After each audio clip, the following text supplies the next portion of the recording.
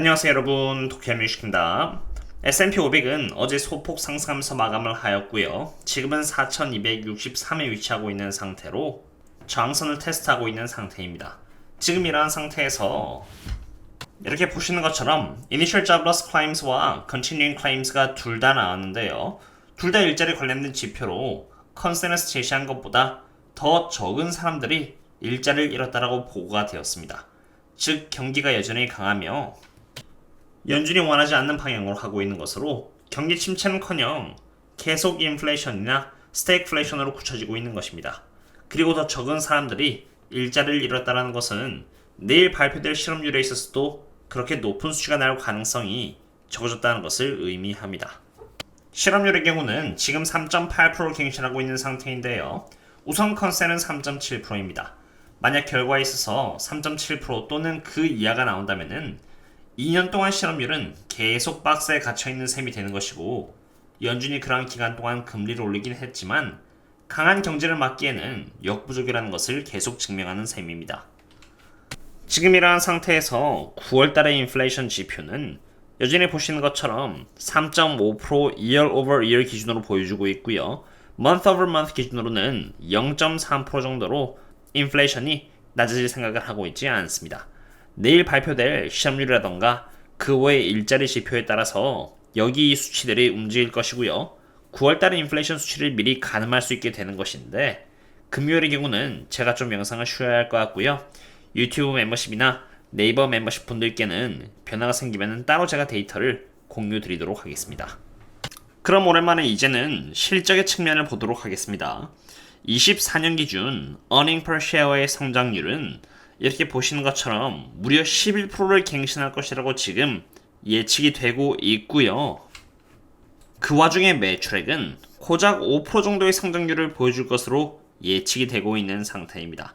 순이익 성장률이 11%인데 매출액 성장률이 5%라는 것은 바이백이 계속되면서 마진율이 높아질 때 실현 가능한 시나리오인데, 저는 개인적으로 이러한 컨센들이 너무 과하게 잡혔다고 봅니다.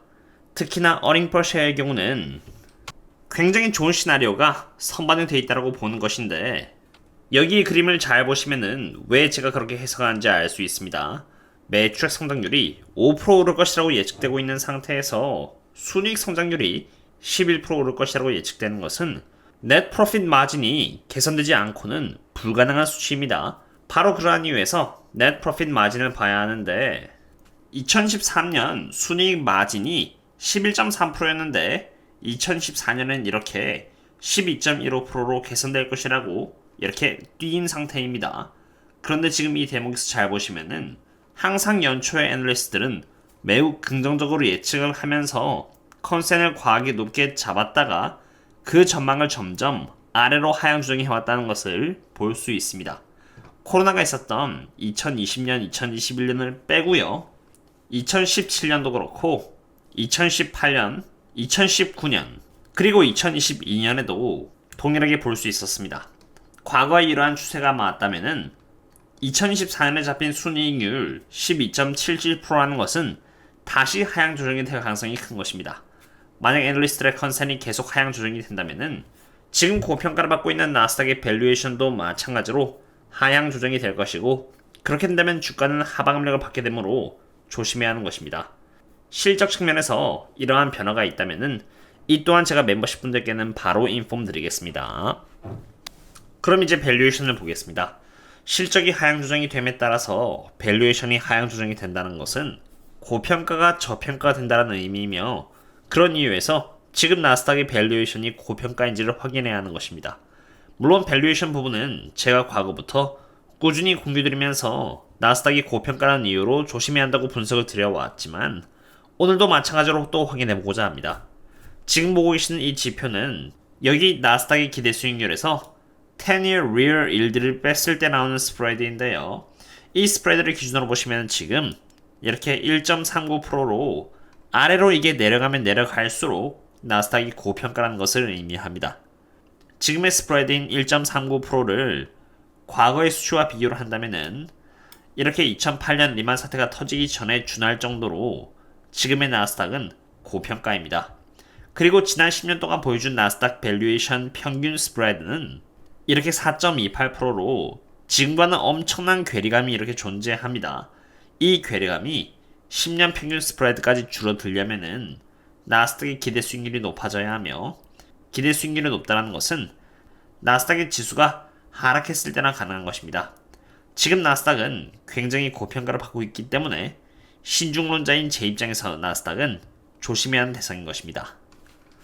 지금 이런 상태에서 가장 큰 움직임을 보여준 것은 단연코 에너지 섹터였습니다.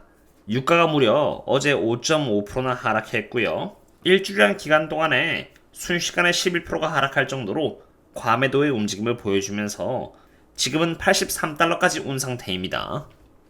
83달러는 과거부터 유가가 돌파하기에 굉장히 힘든 저항선으로 작용했었고요.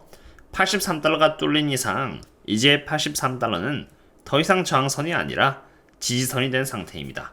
지금 이 대목에서 만약 83달러가 깨지게 된다면 77달러까지 유가를 바라봐야 하고요. 그게 아니고 지켜진다면 다시 반등할 여지가 남아있다고 기술적으로 해석이 됩니다. 그럼 이제 어떠한 사유로 유가가 일주일한 기간 동안에 가파른 하락을 하게 되는지를 알아봐야 하는데요. 무엇보다도 어제 단 하루 만에 유가가 5%나 하락하게 된 이유는 바로 수요에 대한 우려입니다. 어제 Department of Energy에서 원유 재고량과 수요가 발표가 되었는데요. 잘 보시면 전체 원유 재고량에서는 이렇게 2.2 밀리언 배럴어치가 빠졌습니다만 가솔린 쪽에서는 6.48 밀리언 배럴어치가 재고량으로서 증가했음을 볼 수 있습니다. 가솔린의 재고량이 6.48 밀리언 배럴어치가 증가했는데 이것은 2012년 1월 이후로 가장 많은 재고량 증가로 가솔린에 대한 수요가 약해진 것은 아닌가라고 시장으로 하게끔 생각하게 한 것입니다. 제가 멤버십 관련 이야기를 영상 내에서 많이 하긴 합니다만 퀄리티 있는 정보들을 얻기 위해서 사비를 정말 많이 쓰고 있고 결국 구독자분들과 멤버십 분들께 득이 가기 위함입니다. 그것의 일부 중 하나는 이렇게 보시는 것처럼 모든 기관들로부터 받은 내부 분석 리포트로 원유에 대해서는 저 또한 골드만삭스와 동일한 뷰를 갖고 있습니다. 오늘은 많이 늦었는지라 자세한 분석은 저희 멤버십 분들께만 공유드려 놓았고요. 자기 전에 제가 간단하게 세 가지 이유에 대해서 언급드리자면은 첫 번째는 바로 아까 보여드린 가솔린에서의 재고량으로 재고량이 많이 오른 것처럼 보이지만 현실은 9월과 10월 달은 정제소의 정비 기간이며 실제로 피지컬 마켓에 있어서 브렌트의 타임 스프레드를 보시면은 콘탱고가 아니라 백월데이션을 보여주고 있는 상태로 원유 시장은 굉장히 지금 상황이 타이트하다는 것입니다. 가솔린의 재고량 상승은 일회성 정도이며 피지컬 마켓이 타이트하기 때문에 수요가 무너지기는커녕 의외로 괜찮은 것입니다. 그리고 두 번째 이유는 바로 2024년 경기 침체에 대한 우려인데 경기 침체는 정말 오랜 기간 동안 우려먹는 것 같습니다. 오늘 일자리 지표 등이 나왔으며 제가 매크로 지표를 매일 지켜보고 분석하는 입장에서 일드 커브만 봐도 인플레이션이나 스태그플레이션이 심하면 심했지 아직 경기 침체 양상은 보여주고 있지 않습니다. 심한 인플레이션이 사라지려면 경기 침체가 결국 오긴 와야겠지만 지금 연준의 태도를 봤을 때 경기 침체를 일으킬 정도의 금리를 갑작스럽게 올리지는 않을 것으로 봅니다. 그리고 세 번째 이유는 지금까지 매수를 잡아온 CTA로 CTA 세력들이 매도를 했다는 부분입니다. 세 가지 이유에 대해서 말씀을 간략하게 드렸고요. 자세한 이유들은 자료들과 함께 유튜브 멤버십이나 네이버 멤버십 분들 상으로 미리 올려놓았으니 공부를 함께 하시면서 차근차근 근거와 함께 투자를 하고 싶으시다면 언제든지 조인해 주시면 되겠고요. 오늘의 분석은 이 정도로 마치도록 하겠습니다. 그럼 다음에 또 다른 분석 강의 찾아뵙겠습니다. 그럼 다음에 또 만나요. See you later.